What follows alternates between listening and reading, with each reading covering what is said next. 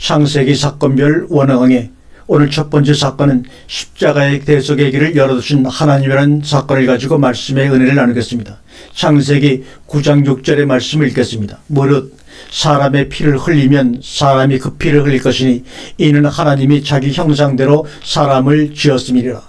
한글 성경에서 사람을 다른 사람이라고 번역하고 있으나 원문에는 다른이라는 단어는 없습니다. 본문의 첫 단어 샤프크라는 동사는 주로 액체적인 요소를 땅에 쏟아버릴 때 사용되는 단어로 물이나 국물이나 피를 땅에 쏟아버리거나 흘릴 때 샤파크라는 동사를 사용합니다. 사람의 피를 땅에 쏟아버린다는 것은 그 사람의 혼을 밖으로 쏟아버린다는 의미와 같은 말입니다. 피, 즉 혼은 하나님의 속성에 있는 요소입니다. 그것은 사람이나 짐승 속에 있어야 하는 것인데 그것이 그 사람이나 그 짐승 속에서 밖으로 쏟아져 나온다는 것은 혼적인 하나님의 속성이 없어진다는 것이요. 그것은 곧 죽음을 의미합니다. 물론 단 육적인 죽음을 의미하지만 말입니다. 본문에 간사가 붙은 여기 아담에다가 해라는 간사가 붙었습니다. 간사가 붙은 아담을 말하고 있고 그 간사 붙은 아담의 피를 흘린 것에 대해 언급하고 있습니다. 일반적인 그냥 사람이라는 그 아담이 아니라 그 아담에다 간사를 붙여서 그 아담이라고 지정한 그의 피 흘린 것에 대해서 언급을 하고 있는 것입니다. 뿐만 아니라 하나님의 형상대로라는 말이 나오는 대목에서는 간사 붙은 하나님 형상대로라는 말이 나오는 대목에서는 간사 붙은 아담 앞에 에트라고 하는 에트가 붙어있어 에트 아담을 언급하고 있어 이것은 뭐냐 예수 그리스도의 대속을 암시하고 있는 문장입니다. 그냥 해 아담이라고 하기 때문에 모르는데 해 아담 앞에 에트라는 목적격을 수식하는 이런 에트라는 단어가 붙었을 때는 예수 그리스도의 대속을 암시하고 있습니다. 성경은 이렇게 말하고 있습니다. 민수기 3장 35절 33절입니다. 너희는 거하는 땅을 더럽히지 말라. 피는 땅을 더럽히나니 피 이름을 받은 땅은 이를 흘리게 한 자의 피가 아니면 속할 수가 없느니라고 말하고 있습니다. 창세기 9장 7절에 그러므로 너희는 식육하고 번성하며 땅에 편만하여 그 중에 번성하라 하셨더라. 예수 그리스도의 대속이 있기 때문에 그렇다 할지라도 너희는 여전히 식육하고 번성하며 그 땅에 편만하여 그 땅을 가득 채우라고 말씀하고 계십니다. 고로 대속의 은총은 하나님의 복을 받은 자들의 한해 베풀어지는 은총이기도 합니다.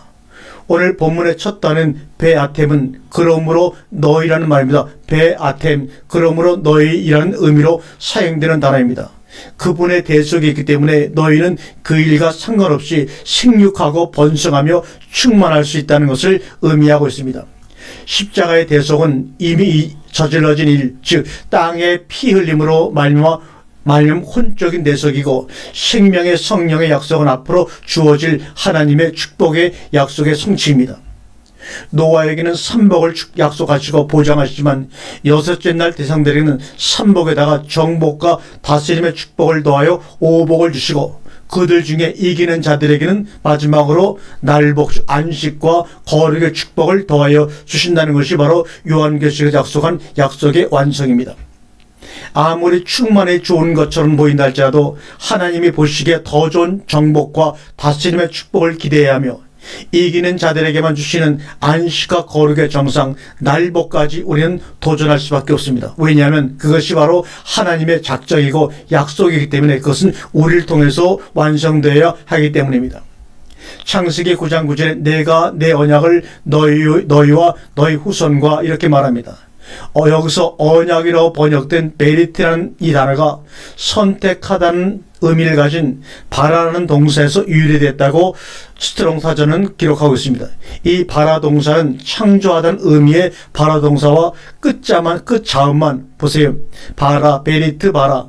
여기 끝에 있는 여기 베리트하고 알레 요 끝자음만 다른 동요 동사로 하나님의 선택하신 대상이 계약의 대상이 됩니다. 그러면 언약이라고 하는 것은 아무에게나 언약이 주어지는 것이 아니라 하나님이 선택하신 대상에게만 언약의 대상자가 된다는 것입니다.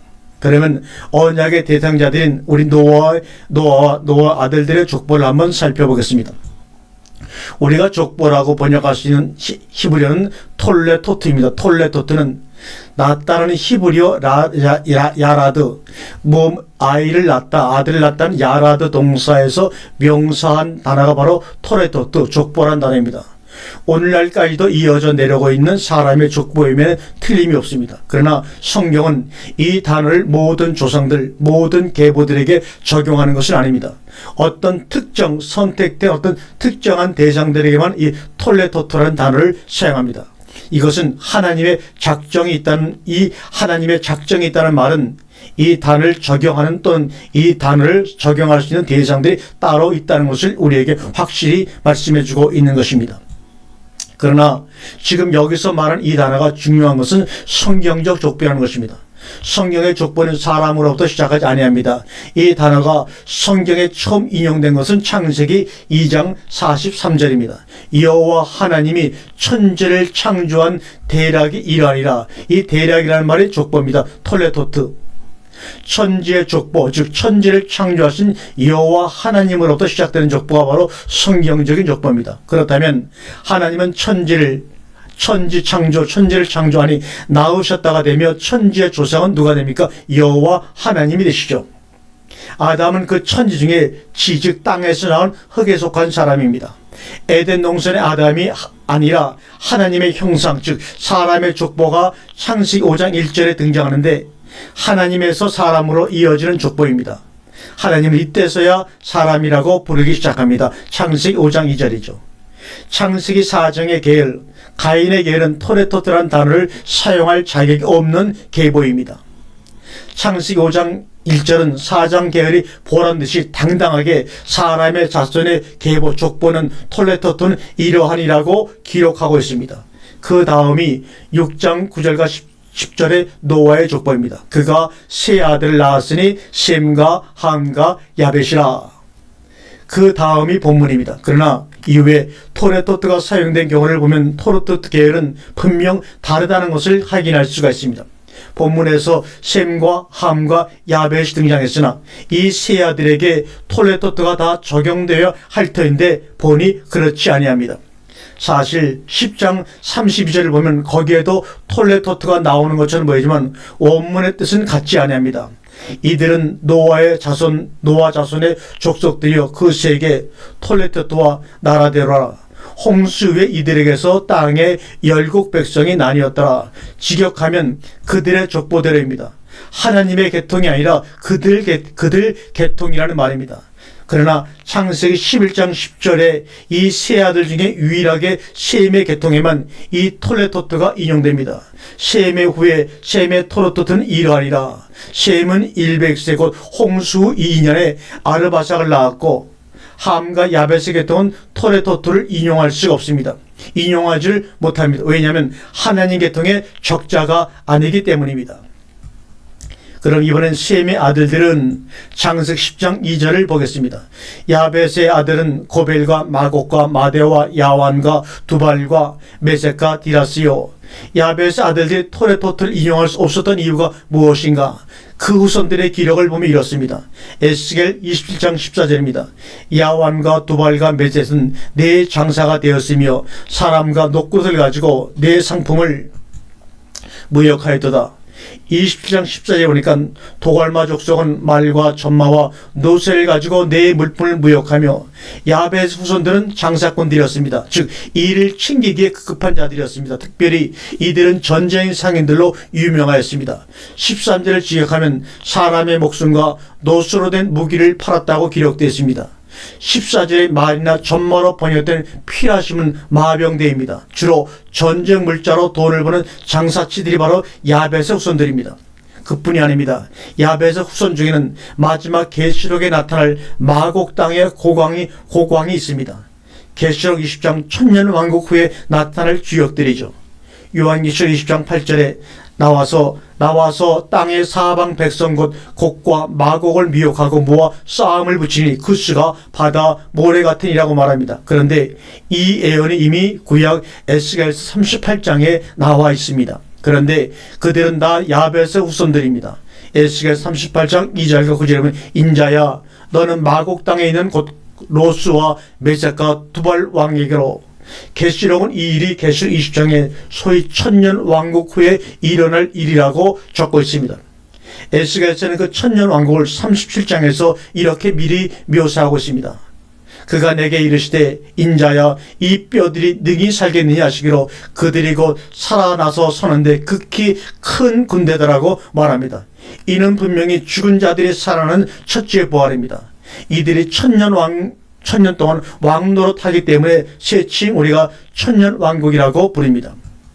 고벨의 아들들은 창세기 10장 3절에 보니까 고벨의 아들들은 아그나스와 립박과 도갈마요. 이것을 에레미야 51장 27절로 돌이켜보면 여기서 바벨론이 무엇이길래 이렇게 엄한 심판으로 심판하시는가라고 나옵니다. 에레미야 50장은 이렇게 선포하고 있습니다. 6절과 8절입니다. 내 백성은 잊어버린 양떼로다. 그 목자들이 그들을 곁길로 가게 하여 산으로 돌이키게 하였으므로 그들이 산에서 작은 산으로 돌아다니며 쉴 곳을 잊었도다. 너희는 바벨론 가운데서 도망하라. 갈대아인들의 땅에서 나오라. 때가서 앞서가는 수염소같이 하라. 이렇게 말합니다. 이 말씀을 계시록 18장은 이렇게 응답하고 있습니다. 계시록 18장 2절과 4절입니다. 심센 음성으로 외쳐 가로되 무너졌도다 무너졌다 큰 성 바벨론이요 귀신의 처소와 각종 더러운 영에 모이는 곳과 각종 더럽고 가증한 새에 모이는 곳이 되었도다. 또 내가 들으니 하늘로서 다른 음성이 나서 가로되 내 백성아 거기서 나와 그의 지혜에 참여하지 말고 그의 받을 재앙들을 받지 말라고 말합니다. 또한 야완의 아들들은 성경에서 이렇게 묘사하고 있습니다. 10장 4절입니다. 야완의 아들들은 엘리사와 다시스와 깁딘과 도딘임이라.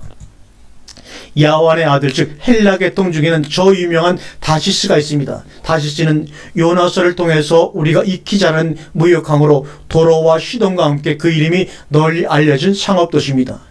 이 도시는 특히 광물 자원이 풍부한 지역으로 성경에 자주 등장합니다. 에스겔 27장 12절 보니까 다시스는 각종 보화가 풍부함으로 너와 통상하였으며 은과 철과 상납과 납을 가지고 내 물품을 무역하였도다라고 말씀합니다. 이때부터 민족들의 국경이 갈라지기 시작합니다. 창세기 10장 5절 이들로부터 그들의 땅에 그 나라들의 구역이 각기 그의 방언과 그들의 종족과 그들의 나라대로 나뉘어지니라. 바닷가로 번역된 이에는 바닷가의 구역이라고 번역 이에는 아바 동사의 명사형으로 구획을 정하다는 동사에서 유래가 되었습니다. 이때부터 국경이 생기고 경계가 그어지기 시작하고 야베 지파들은 셈의 장막을 떠나 장사꾼으로 전락하여 부를 쌓고 자신들의 영토를 넓혀가기 시작합니다. 잠언서 18장 1절에 무리에게서 스스로 나뉘는 자가 자기 소욕을 따르는 자라 온갖 참죄를 배척하니라고 야벳의 후손들에게 말씀하고 있습니다. 그럼 이번에는 함의 아들들에 대해서 알아보겠습니다. 창세기 10장 6절입니다. 함의 아들들은 구스와 미스라임과 북과 가나안이요. 구스는 오늘날 에디오피아이며 미스라임은 애굽의 히브리적 표현입니다. 붓은 오늘날의 리비아로 구약의 헬라어 성경인 70인역은 이 붓을 리비아로 표시하고 있고 가나안은 그대로 가나안 즉 팔레스타인입니다. 지정학적으로 가나안은 이스라엘과 동거하고 있고 미스라임은 동남쪽에 붓은 서남쪽에 구스는 미스라임 아래쪽에 있습니다. 구스의 아들들은 창세기 10장 7절에 구스의 아들들은 스바와 하일라와 삽다와 사뜨가와 라마의 아들은 스바와 득단이며 구스는 성경에서 주로 주변국의 용맹을 공급하는 족속으로 등장합니다. 그들은 활 쏘는 솜씨가 대단하여 야벳의 후손들이 전쟁 물자로 축제를 하고 영역을 넓혀간 반면 이들은 직접 전쟁에 참여로 호전적인 민족임을 드러내고 있습니다. 그래서 에스겔 선자는 그들에 대해서 이렇게 적고 있습니다. 에스겔 27장 10절입니다. 바사와 룩과 붓이 내 군대 가운데서 병정이 되었으며 내 가운데서 방패와 투구를 달아 내 영광을 나타내었도다. 에레미야 46장 9절에는 말을 달리는 병거들아 급히 동하라. 용사여 나오라. 방패 잡은 구스인과 붓인과 활을 당기는 루드인이여 나올지니라 하였거니와. 구스가 또 니므롯을 낳았으니 창세기 10장 8절과 10절에 구스가 또 리뭇을 낳았으니 그는 세상에 처음 영걸이라.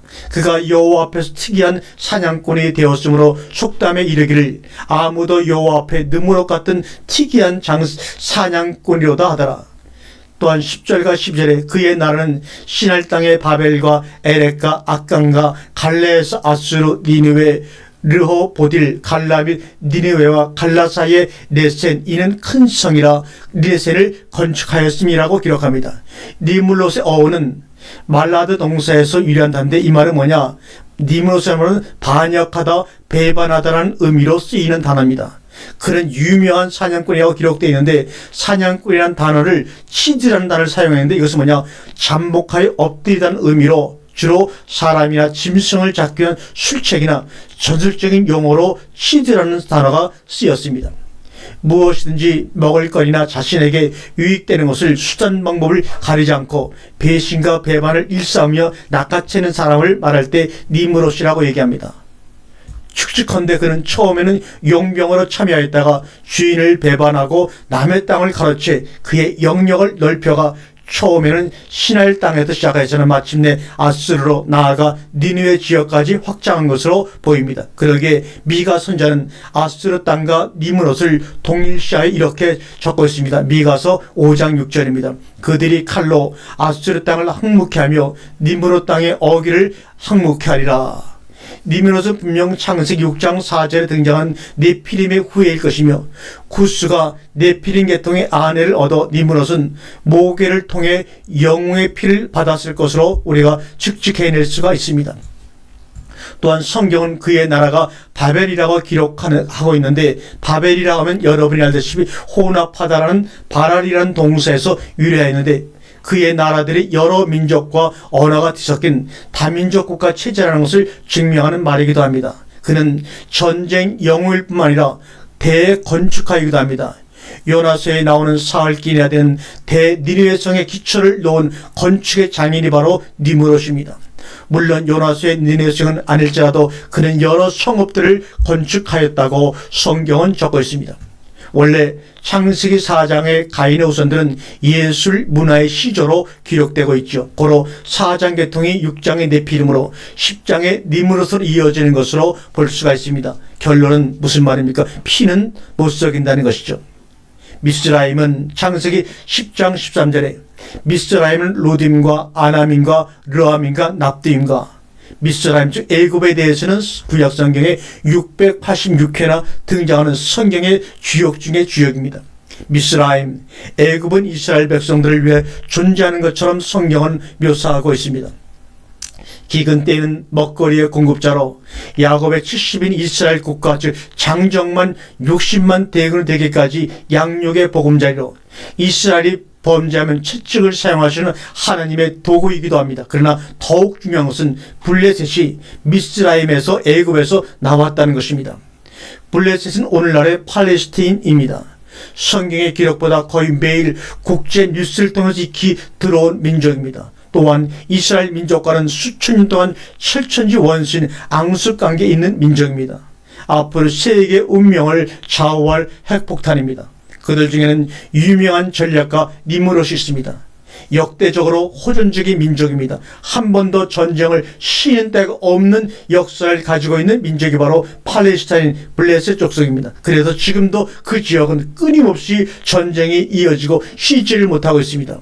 그들이 비록 멸시와 천대, 수탈과 모욕을 당하지만 언젠가는 대반경을 한번 시도할 것입니다.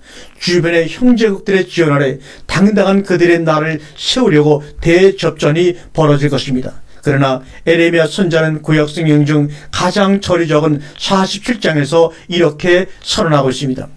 에레미야 47장 1절과 7절 중에 그들은 멸망합니다. 그날이 옵니다. 그때 모든 사람은 자기 집에 들어가서 가만히 쉬고 있어야 합니다. 이것이 무엇을 말하는지는 설명하지 않아도 잘 알 수가 있습니다. 그럼 이제는 가나안에 대해서 알아보겠습니다. 가나안은 창세기 10장 15절과 19절에 가나안은 장자 시돈과 헷을 낳고 또 여부스 족속과 아모리 족속과 기르가스 족속과 히 족속과 알가 족속과 신 족속과 아르와 족속과 스말 족속과 하막 족속의 조상을 낳았더니 이후로 가나안의 자손의 족속이 흩어져 처하였더라. 가나안 지경은 시돈에서부터 그라를 지나 가사까지와 소돔과 고모라와 아드마와 스보임을 지나 라사까지였더라. 우리가 짜는 소돔과 고모라도 바로 가나안 땅의 지경입니다. 가나안이라는 말은 블레셋이라는 말을 어떻게 가나안이라는 말과 블레셋이라는 말을 어떻게 구분할 것인가에 대해 매우 혼동스럽습니다. 지금 와서는 가나안 원주민 7족속과 블레셋 족속이 혼합이 되어 팔레스타인 하면 블레셋이 연상되는 것입니다. 그러나 블레셋은 지중해 연안에 거하는 가장 호전적인 해양 민족이라는 증거의 말씀이 최근께 이렇게 기록이 되어 있습니다. 한번 읽겠습니다. 17절입니다. 바로가 백성을 보낸 후에 블레셋 사람의 땅의 길은 가까울지라도 하나님이 그들을 그 길로 인도하지 아니하셨으니 이는 하나님이 말씀하시기를 이 백성이 전쟁을 보면 뉘우쳐 애굽으로 돌아갈까 하셨습니다. 또 출애굽기 23장 31절에 내가 너의 지경을 홍해에서부터 블레셋 바다까지 광야에서부터 하수까지 정하고 그 땅 거민을 내 손에 붙이리니 내가 그들을 내 앞에서 쫓아낼지라. 또한 여호수아 13장 2절과 4절에는 이 남은 땅은 이러하니 블레셋 사람의 온 지방과 구슬 사람의 정경 곧 애굽 앞 시올 시내에서부터 가나안 사람에 속한 북한 에그론 지경까지와 블레셋 사람의 5방백 땅 곧 가사 사람과 아스돗 사람과 아스그론 사람과 가드 사람과 에그론 사람과 또 남방 아이 사람의 땅과 또 가나안 사람의 온 땅과 시돈 사람에 속한 무알라와 아무리 사람의 지경 아베까지와 이렇게 말씀하고 있지요. 오늘날 우리가 뉴스를 통해 자주 듣는 팔레스타인의 수도인 가자 지구가 바로 블레셋 민족의 본거지입니다. 가자 지구의 동쪽으로 인접해 있는 네게부 사막 한가운데 이스라엘 핵발전소가 있고 여기에 측측으로 약 200여 개 핵폭탄이 저장되어 있는 것으로 알려지고 있습니다. 에레미야 40장 예언의 말씀은 블레셋에서의 본거지 가사를 블레셋과 동일시하여 호칭하고 있고 또 가자 지구와 블레셋 민족을 동시에 일컫는 것도 이런 이유 때문일 것입니다. 가나안 지경은 창세기 10장 19절에 보니까 가나안 지경은 시돈에서부터와 그라를 지나 가사까지와 소돔과 고모라와 아드마와 스보임을 지나 라사까지였더라. 시돈을 지나 그라를 지나 가사까지와 이 지역은 다 지중해 해변 지역이며 시돈은 두로와 함께 무역항으로 유명하며 그러므로 성경은 이렇게 기록합니다. 이사야 23장 2절입니다. 바다의 왕나는 시돈 성거로 말미암아 부유하게 된 너희 해변의 거민들아 잠잠하라. 여기서 말하는 해변 거민은 곧 블레셋 민족을 총칭하는 말입니다. 그러나 가나안 지역은 해변국만 있는 것이 아니고 내륙 지방족도 있습니다. 소돔과 고모라와 아드마와 스보임과 라사까지라. 여기에 주로 가나안 7족속이 거주합니다. 그러나 우리 시선을 고정시키는 것은 바로 소돔과 고모라입니다. 이 두 성의 조상이 함이며 가나안이라는 사실입니다. 사실상 소돔과 고모라가 유황불에 멸망하였다는 것은 그때 당시에 하나님의 핵폭탄에 의해 멸망한 것이나 다름 아닙니다. 그러나 마지막 때 그 대상은 가사와 그랄 지방이 될 것입니다. 즉 해양 민족인 블레셋이 그 직접적인 대상이 될 것입니다. 블레셋은 성경 역사 이래로 이스라엘의 채찍으로 사용되었는데 이제는 더 이상 채찍에 쓸모가 없어졌습니다. 고로 여호수아는 그의 유언 설교에서 이렇게 설교합니다. 여호수아 23장 13절입니다. 정령이 알라 너희 하나님 여호와께서 이 민족들을 너희 목전에서 다시는 쫓아내지 아니하시니 그들이 너희에게 올무가 되며 덫이 너희 옆구리에 채찍이 되며 너희 눈에 가시가 되어서 너희가 필경은 너희 하나님 여호와께서 너희에게 주신 이 아름다운 땅에서 멸절하리라. 최초로 채찍으로 사용한 예가 창세기 14장입니다. 14장 1절과 10절에 보면 소돔에 거하는 아브라함의 조카로 또 사로잡고 그 재물까지 노력하여 갔다라고 말합니다. 또 창세기 10장 20절에서는 이들은 함의 자손이라 각기 족속과 방언과 지방과 나라대로였더라. 함이 누구입니까? 바로 노아의 아들입니다. 노아의 아들 아닙니다. 저주받은 이들의 조상이 바로 함입니다. 시편 78편 51절에 애굽에서 모든 장자 곧 함의 장막에 있는 그 기력의 시작을 주셨으나 자기 백성을 양같이 인도하여 내시고 광야에서 양떼같이 지도하셨다고 주님은 말씀하고 있습니다. 시편 105편 23절에 이에 이스라엘이 애굽에 들어가며 애굽이 함 땅에 객이 되었다. 시편 106편 22절엔 그는 함 땅에서 기사와 홍해에서 놀랄 일을 행하신 자로다라고 우리에게 말씀하고 있습니다. 아멘.